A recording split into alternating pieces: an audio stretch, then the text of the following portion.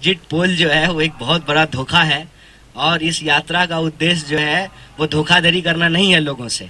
इसीलिए इसका कोई एग्जिट पोल नहीं आएगा। मैं बार बार कहता हूँ, इस यात्रा का उद्देश्य इलेक्शन नहीं, इमोशन है। हम इमोशन को जोड़ने के लिए चले हैं।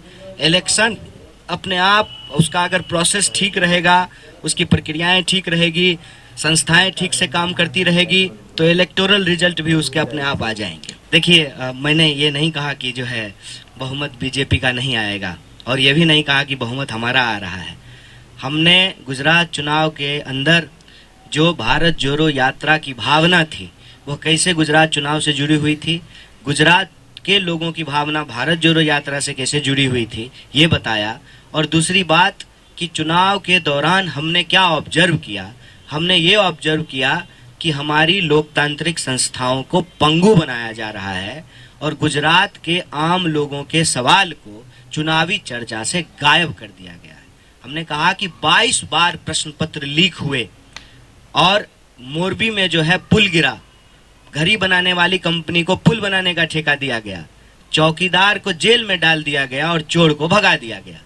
ये सवाल राजनीतिक विमर्श से गायब कर दिए गए। हमने ये बात कही, अगर आप जीतने को ही मानते हैं कि हर चीज का आधार है और कोई अगर चुनाव जीत गया है तो वह पूरी तरह से सही है, तो मैं समझता हूं कि ये सही और गलत का देखने का सही नजरिया नहीं है।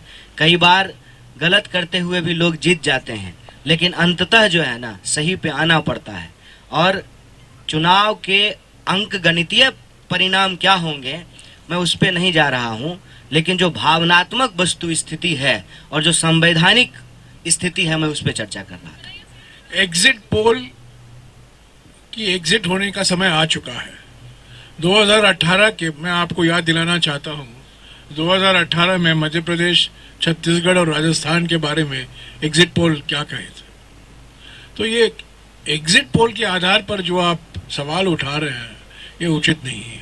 ये एग्जिट पोल है और हम जानते हैं कैसे ये किए जाते हैं, किनके प्रभाव से किए जाते हैं और क्यों कराया जाता है। तो एग्जिट पोल के आधार पर यह कहना कि बीजेपी को भारी बहुमत मिल रही है, मैं समझता हूं, मैं इन एग्जिट पोल पर कुछ विश्वास नहीं